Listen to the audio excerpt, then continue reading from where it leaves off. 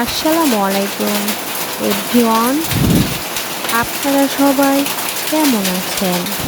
আজ গ্রামের বাড়িতে হঠাৎ শুরু হলো প্রবল শিলাবৃষ্টি। টিন এবং পুরো মাটির ছাদ থেকে আছড়ে পড়েছে শিলার টুকরো, আর বাঁশ গাছগুলো নাচছে ঝড় হাওয়ায়। প্রকৃতি কখনো শান্ত, কখনো এমন রাগী। এই যে দেখছেন, গ্রামের টিনের চালে শিলাবৃষ্টির শব্দ। শুধু দেখছেন না, শুনতেই পাচ্ছেন প্রকৃতির এমন রাগ।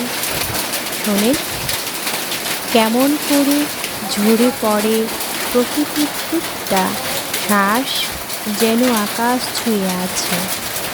এই শব্দ, এই রাগ, এই ভালোবাসা সব মিশে আছে এই বৃষ্টির মধ্যে। যদি ভালো লাগে সাবস্ক্রাইব করে পাশে থাকবেন এবং লাইক, কমেন্ট, শেয়ার করে থাকবেন। আল্লাহ হাফেজ।